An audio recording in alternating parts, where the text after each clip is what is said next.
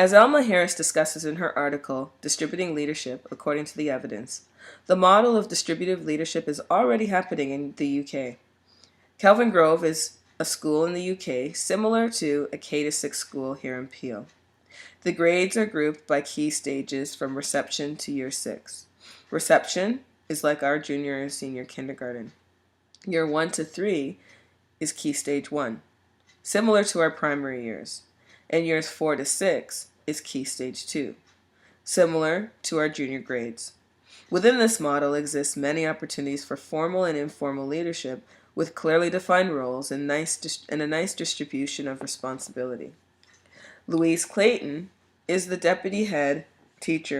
of the deputy head teachers at Kelvin Grove, in charge of curriculum and the Children's Center. Thanks for being with us today.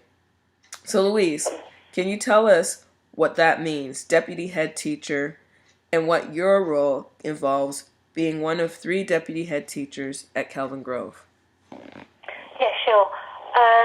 The 3 of us have our areas of responsibility.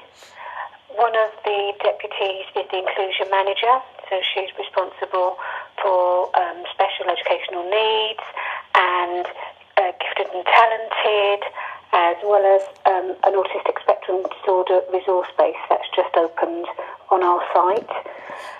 The 3rd deputy head is responsible for teaching and learning.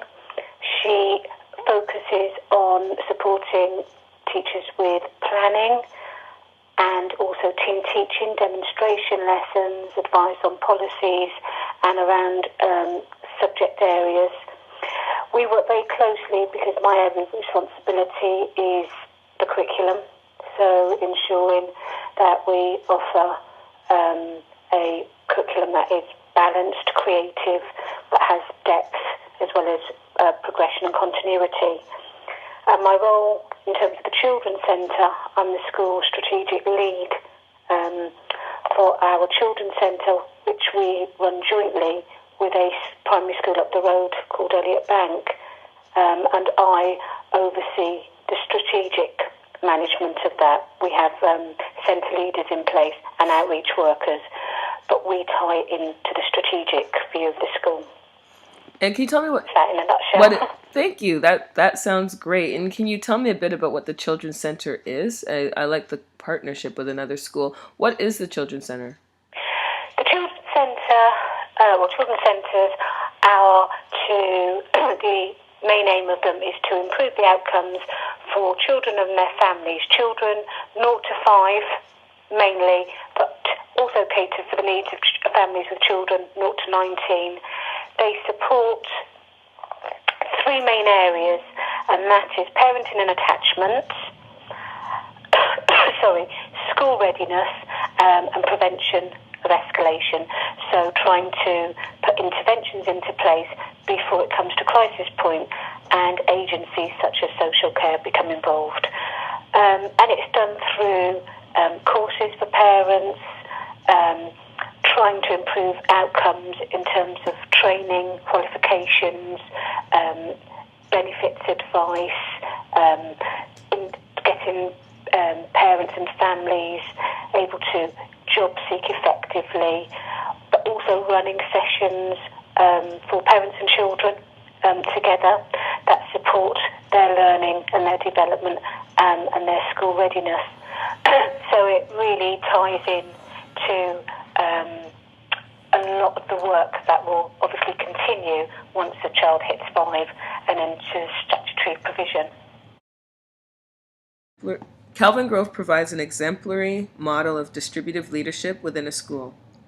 Can you describe to me how leadership is distributed at Kelvin Grove and some of the positions of added responsibility, say amongst teacher, not just you explained well how the deputy head teachers have various leadership roles and how they support the school, but in addition to that, like teachers, your teaching assistants, I can see you have other community players, like you have a coach, you have, I'm not sure what an ASD position is. Yeah, okay, you know? Yeah, our structure is Obviously, we have head and deputies, and I'd explained kind of roughly our main roles, obviously, but there are strands within those roles and extra kind of bolt-ons as well. We also have subject leaders who are teachers who are responsible for key areas of the curriculum. We have, because we are such a large school now, we've decided that we have two subject leaders for literacy, for English, one for foundation stage and key stage 1, and one for key stage 2. We have maths subject leader, science, environmental science. All the subjects of the national curriculum are led by a member of the teaching staff. We also have two AST teachers, they're advanced skills, so they're actually used to develop teachers in their specialist area. We have one for music and one for maths. Our maths AST is also the maths subject leader, and she teaches in year 6. She's released a day a week to either work in Reach, so to support and raise standards within Kelvin Grove if there's a need, but she can also be requested to go to other schools and support team teaching, demo lessons, monitoring books, supporting with planning, and obviously offering inset often for the borough as a whole. She's about to deliver some inset for Lewisham's NQTs in maths. So that's the ASTs. We then have phase leaders. Each phase, so foundation stage has a leader, key stage 1, years 3 and 4, lower key stage 2 have a phase leader, and upper key stage 2, years 5 and 6. And the role of the phase leader is developing. It is an area of development for us. Currently it's pulling together all the organisational matters, but also timetabling issues, but then subjects such as Key Stage 1 teach phonics every day for half an hour. So those groups are used to talk about phase specifics, curriculum-wise, teaching and learning-wise, and in terms of kind of achievement. Phase leaders have an overview of how the 2 years within their phase are progressing. They also attend senior management meetings on a Thursday, feedback from their phase meetings, bring up any relevant points, and are included in appropriate senior management discussions. Our teaching assistants are attached to resource areas and subject leaders, so they have their areas of responsibility, but they often actually set up their kind of own areas of responsibility because they use initiative and they have, passions and strengths, and they often go above and beyond what's required from them in setting up things. We have a teaching assistant, Alison, who's in year 6, who is very into environmental science. So she set up campaigns such as the Waste Cadets, who check that all classroom lights are turned off, no taps are running, that we use in the recycling bins, and they award classes and teachers marks out of 10. They go around during the lunchtime doing that. She has another team of children who are litter pickers, and then she has clean and green children who sort the recycling. She started a drama club, and all her performances have been around environmental and green issues. So that's just one example about how far kind of staff take it. At Kelvin Grove, if you're passionate about something, if you want to start something, if you want to find out more, then you kind of give them the go-ahead to do it. And then it blossoms into whatever it naturally becomes. I have to say, I can recall being at Kelvin Grove, and I can very much recall that our teaching assistants would take a lot of initiative. They're very engaged with the students on the same level as teachers. Really?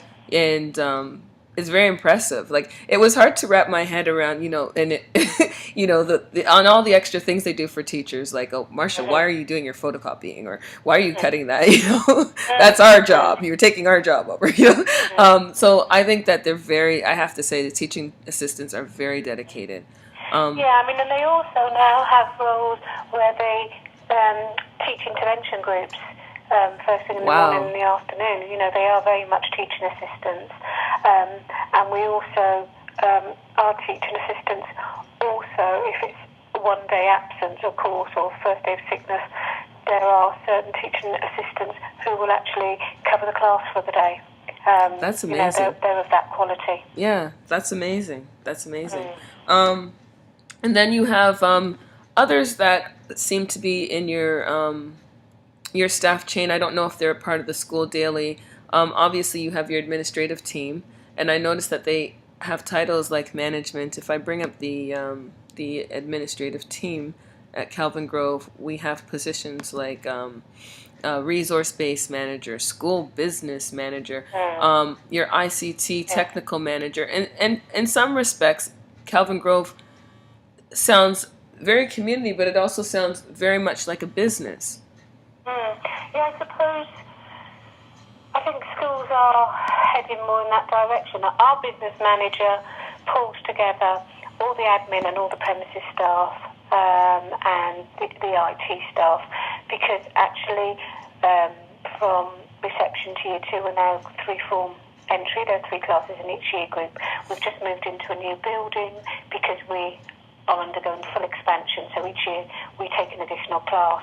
So we'll be 3 classes from reception to year 6 in 4 years' time. So that'll be about 700 plus students plus the nursery. And we are on 1, 2, 3, 4, 5 sites. So, wow. In terms of premises, that's huge. In terms of finance, it's huge. So our business manager actually has responsibility for the budget, but also for the admin staff within the office who have separate roles. One is finance, one is attendance, and admissions. We have 2 premises officers. She line manages those. We have an ICT technician, and she also line manages him. She also is responsible for the recruitment of volunteers, and also recruitment of teaching and non-teaching staff. So she does the personnel side in terms of obviously the CRBs, all the safeguarding, safer recruitment stuff. So that's how that ties in pretty much. Wow. And as I can see there, you got a sports coach, you've got learning mentor, you've got a family support officer. Calvin Grove sounds really well managed. I'm going to move on to another question here. Okay, so I'm sure you have an example of this because I see tons of things happening. Can you tell us an example or examples of successful collaboration amongst grade teams, key stages, subject teachers, etc.? I know one that you mentioned earlier was team teaching between deputy head and teachers. That could be an example that you discuss amongst other examples. Yeah, sure. There's collaboration that goes on lots of different levels. I mean, obviously, everybody's main aim, whichever kind of team, phase,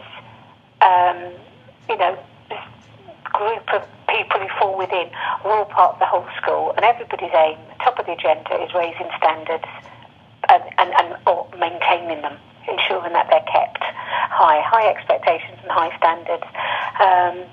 And in terms of teaching and learning, that is one of the key things. So peer observation, where teachers go and observe each other, and that's not so that they make judgments about each other, but it's developmental, so that they can kind of talk about what they saw, the strengths, things that they might try, that they'll suggest things, they'll just give observations, things they may have noticed, because when you're in the middle of teaching something, quite often things that another pair of eyes can pick up are very useful. Things that a small book can have, a huge effect and impact.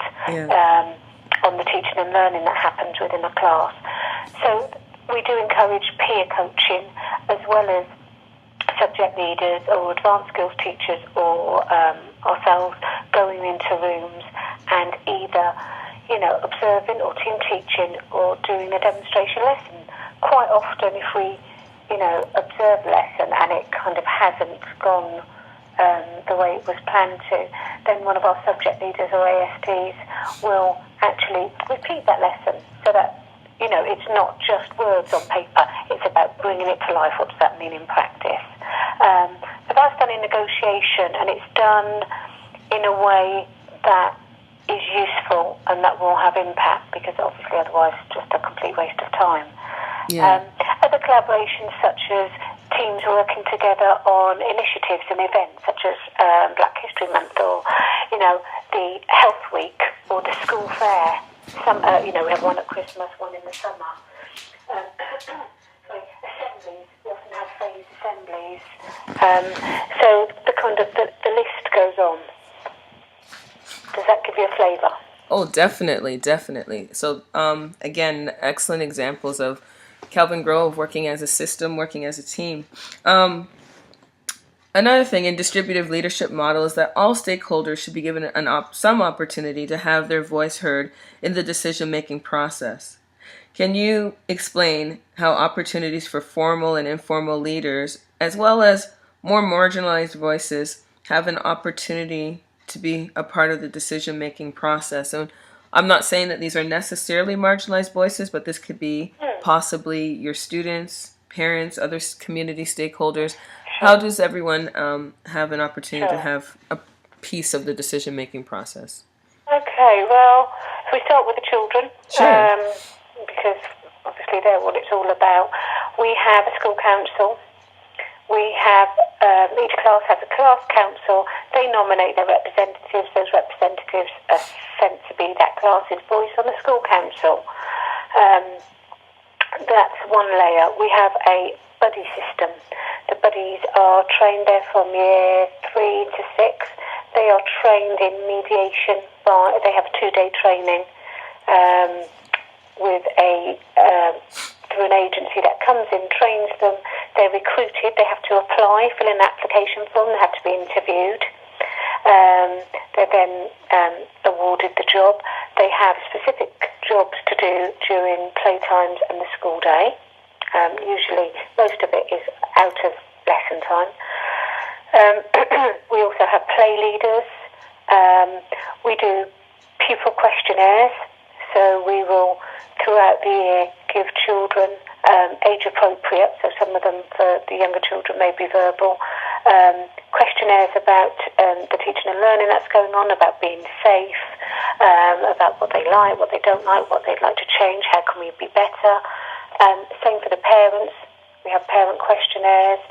We have parents forum, which happens twice a half term, so that's another voice. We also have an open door. We're on the playground at the beginning of each day and the end of each day. We don't operate an appointment-only system to see any of the deputies or the head teacher. If we're available and the parent needs to see us, then they can. We have staff meetings. We have phase meetings that feed into SMT, so phases are able to receive immediate answers, and obviously their views are then put forward through the phase leader. But we also do all the informal stuff of listening to individuals and what they have to say.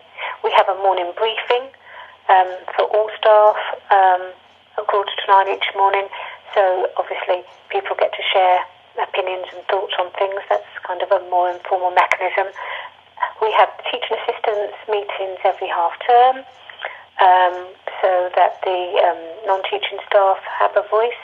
They set the agenda and we add any other appropriate matters onto it. Midday meal supervisors have their own meeting forum, so they also have a voice, and they're represented then at another level by the senior midday meal supervisor. who will obviously bring forward any points to the person who's line managing them. That leads us to our governing body, who are obviously accountable, but also there to kind of challenge our thinking and the way we lead. So, can you explain sort of the governing body, because it's different than over here? When you say governing body, can you just explain that what that is? Governing body is made up of parents, staff. You have community governors. You have local authority governors. And they are responsible for the running of the school. So obviously the head teacher is the person in charge who leads the school, who makes key decisions, but they have to be validated. You can't make huge financial decisions without the backing of the governing body. So everything gets passed through the governing body. They're responsible for safeguarding. So although we do the work on the ground, they are the ones who are overall responsible for how Kelvin Grove is run. Okay, and just have a couple more questions. The next question is, although we've heard so many successes of the distributed leadership model at Kelvin Grove, what are some of the challenges? Are there any challenges? The challenges? Well, I suppose at the end of the day, as much as it's nice to have ownership, for everyone to have ownership of everything, that's not reality. That can't happen. There are some things that are negotiable, there are other things that are non-negotiable, and some decisions just get made top down. And as much as we would like, everything, you can't spend time with everybody, all stakeholders involved, making decisions. And I suppose sometimes when people have so much involvement in usually, sometimes it can be difficult to swallow, because actually it's the really kind of key decisions that sometimes just have to be made by either the head teacher or the senior management team. Yes. And then they have to be given. Yes. They have to be given. Yes. But that doesn't. I have to say that doesn't usually cause a problem. I have to say challenges. I'm struggling. I am struggling. That's a good thing to hear. That means that I am struggling, because actually there are so many teams within the team. Yes. That actually it does mesh into one large team, and there's hierarchy, obviously. And I think that because schools need, organisations need structure, need leadership. There's no getting away from exactly. that. There are different levels and different kinds of leadership, and to be honest, those different kinds of leadership are embraced. I think it's about people feeling valued, isn't it? And because I think we all do we have a shared vision. In the centre of everything is the children. About their progress, their attainment, keeping them safe. That is all at the centre, and everything else feeds in. And as long as you have shared values and principles around that, then you're all pulling for the same thing. So, I think you start to believe that whoever's making the decisions at whatever level, that's always at the centre of them. Yes. And I think you can see it in the fact that, like we were talking informally at the beginning of our discussion, that you have clear job satisfaction because there are people that have been there for years and years who have not the staff structure looks very similar to what it looked like in 2006. And to me, that shows that there is a lot of job satisfaction. People aren't shuffling around looking for the next place to go because they're content, they're happy. And clearly the distributive leadership model at Kelvin Grove is providing job satisfaction. Louise, thank you for your time in doing this interview with me today. I greatly appreciate it. You're very